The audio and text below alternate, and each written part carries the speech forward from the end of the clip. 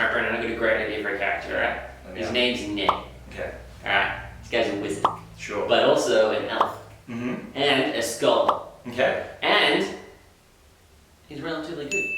I mean, that's yeah, all you need. That's a good character right there. I think he's a pretty good character. Yeah. Ned's a good guy. Yeah. But I want to know, Brendan, how does Ned play in this this famous Dungeons and Dragons game? Yeah. So, to actually interact with the world and actually, like, you know, do different things, pick locks, like find treasure and like investigate all these different things that you might do in the game, you're gonna need one of these bad boys.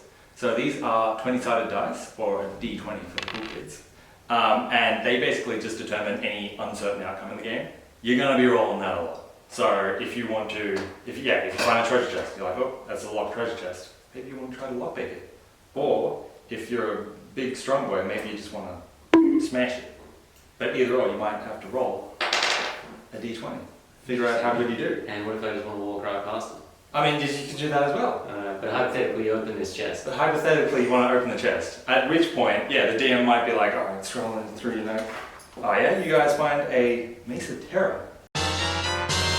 Mace of Terror. And then, you know, that might be like you get some fancy loot, and then you get to take that away with you and you have fun with it. Old scholarly wizard Ned, he's definitely going to want that Mace of Maybe Terror. gotta have that Mace of Terror. My goodness. You know how it be. I know how it be, Brendan. Alright. So I roll a die. You roll a die, and then usually it's the higher the dice roll, the better that you do. You want to get as close to 20 as you can, because if you get 20, that's pretty much guaranteed success, depending on what you do. You can't really be like... And the Dungeon Master will decide on the threshold. Dungeon Master decides on it's called a dice check, DC. But depending on the difficulty of the task, if it's if you are just like smashing open a wooden box, it might be a super easy one. If you're trying to like lift up an entire building, maybe that might be a little bit harder. Nothing too hard for Ned. You never know. No, Yeah, right, Ned can yeah. do it. And you will notice that there are more dice.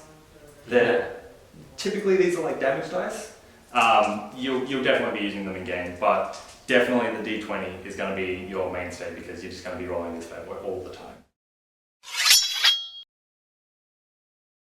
Alright, so Ned's walking down the street, right? Yeah. Some mean guy named Blob comes along and says, Sure. hey Ned, what are you up to today? And Ned's like, not much. And he said, well, you know what you're up to now?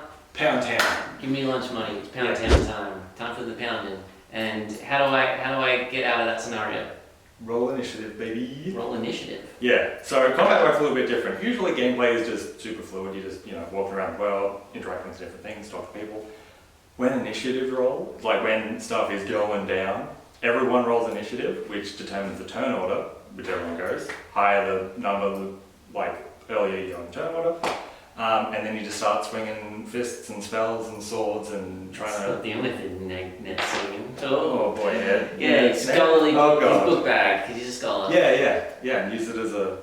Yeah. sling. Yeah, he's Sure, improvise weapons. instead, didn't he? Yeah. But yeah, for the most part, everyone just takes turns, and it's supposed to be 6 seconds a turn, well, in game time. But things go by pretty fast, and you just start trying to not die and make the other person die